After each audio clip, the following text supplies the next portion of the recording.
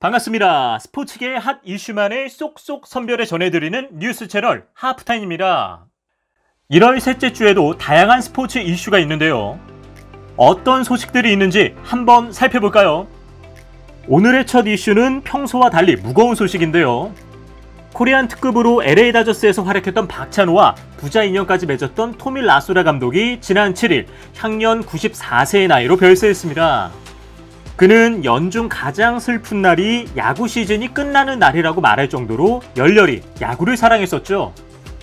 그는 1927년 미국 펜실베니아주에서 태어났는데요. 라소라는 그의 자서전 위대한 야구에 따르면 그는 어린 시절 구두를 닦았고 채소를 팔고 철로 공사 현장에서 일하고 군복 공장에서 다리미질을 했고 굴뚝 청소를 했습니다. 그중 가장 자신 있는 일은 싸움과 야구라고 밝혔습니다. 드래프트가 없던 1945년 필라델피아와 계약금 없이 월 $100에 계약했는데 2차 세계대전으로 선수들이 징집되는 바람에 자신이 프로 무대에 나갈 틈바구니가 생겼기 때문이라고 말했습니다. 1948년 라소라는 현금 $4,000에 다저스로 트레이드되었습니다. 그는 마이너리그에서 넘치는 에너지로 상대팀과 시비 붙기 일쑤였는데요. 1954년이 되어서야 그는 메이저리그로 콜업되었습니다. 하지만 도무지 등판 기회가 주어지지 않자 라소라는 엘스턴 감독에게 찾아가 이렇게 따졌습니다. 제가 응원단장이나 하려고 여기 온 줄 아십니까? 저를 왜 불러 올렸습니까? 그러자 엘스턴 감독이 답했습니다. 네가 벤치에서 소리를 깨깨 지르는 게 우리한텐 꼭 필요해. 그럼 우리 팀 분위기가 살아나거든. 실제 라소라가 다저스에서 뛴 이닝은 불과 13이닝에 불과했습니다.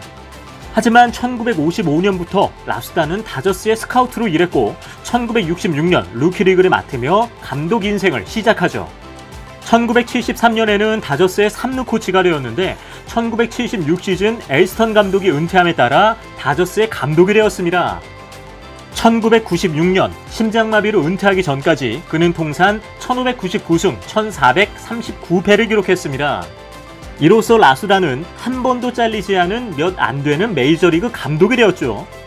1988년 다저스의 월드시리즈 우승 당시 막판 장염과 다리 부상으로 제대로 뛰지 못하는 커크 깁슨이 나와 극적인 끝내기 대역전 홈런을 때린 사건은 라소라를 다저스의 아이콘으로 만들었습니다. 당시 중계화면은 오른 주먹을 흔들며 쩔뚝거리는 깁슨과 두 주먹을 불끈 쥐고 그라운드로 뛰어나오는 라소라 감독을 비췄습니다. 당시 그가 남긴 말은 야구의 오랜 명언으로 남았죠.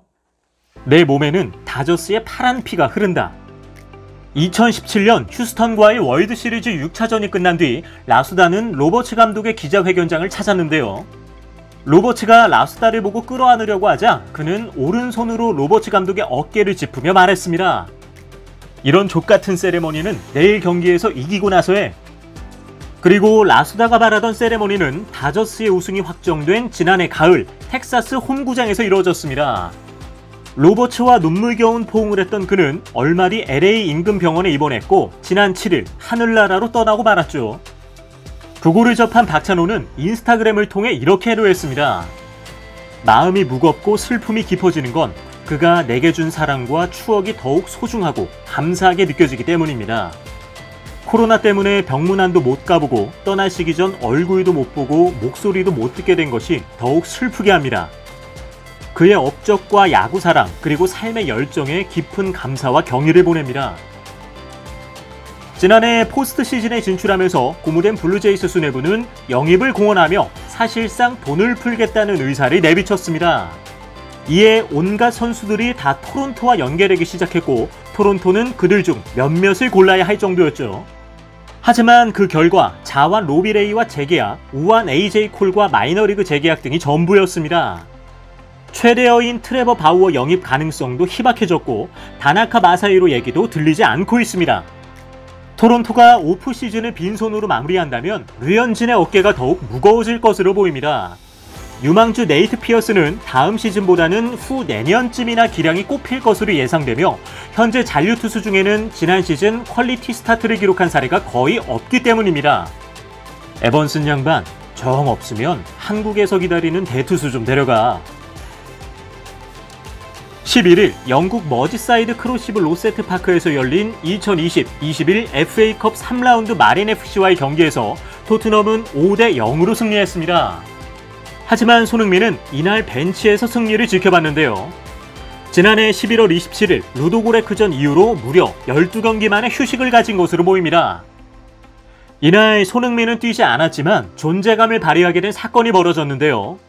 전반 33분 절친 알리가 공격을 하던 도중 토트넘의 벤치 앞에서 균형을 잃고 넘어져 한 바퀴 구르자 손흥민을 비롯한 가레스 베일, 세리히오 레길론 등 토론토 벤치의 선수들이 웃음을 터뜨렸습니다. 이 모습이 중계 화면에 잡혔는데요. 심지어 베일은 알리에게 옐로우 카드를 줘야 한다는 제스처를 취하며 놀리기까지 했습니다.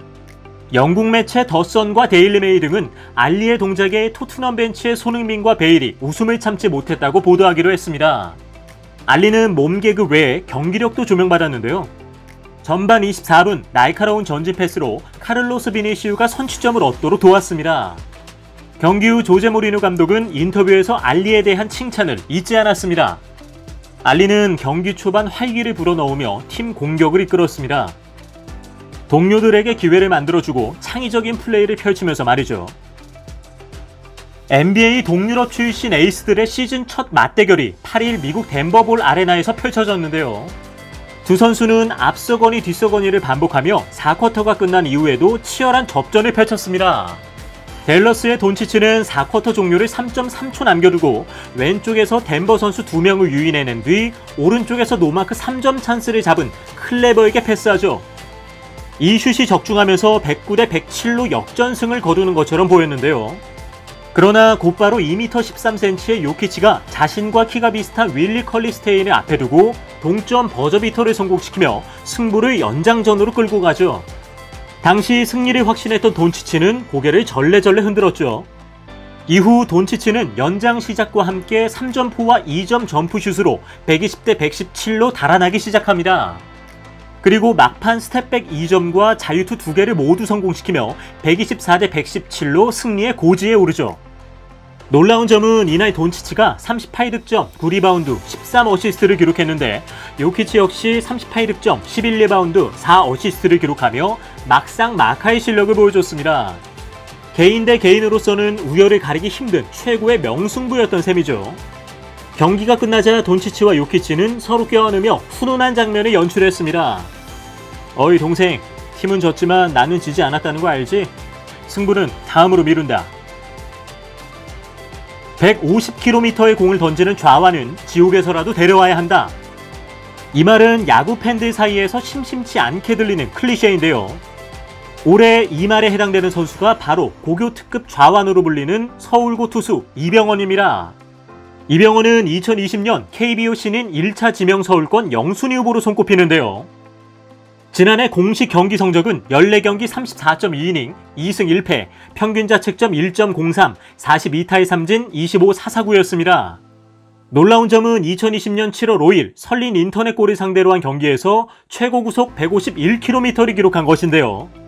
하지만 일찌감치 두산이 서울권 첫 번째 지명권을 행사할 예정이어서 야구 팬들은 그에게 두병헌이라는 별명을 붙이기까지 했습니다. 이 별명을 들은 그는 인터뷰에서 야구를 더 열심히 하게 되는 원동력이라고 밝혔습니다. 그는 대투수 양현종처럼 스포츠 고글 안경을 착용하고 경기에 임하는데요. 일반 안경을 쓰면 시야가 좁아지고 흔들려서 불편했다고 합니다. 그래서 초등학교 5학년 때부터 고글 안경을 써왔는데요. 어쨌거나 대투수처럼 보이기 위함은 아니라는 것. 이병헌이 야구를 시작하게 된 계기는 초등학교 4학년 때 지인과 캐치볼 놀이를 하면서부터였는데요. 그때 그것에 재미가 들려 지금까지 야구공을 놓지 못했다고 합니다.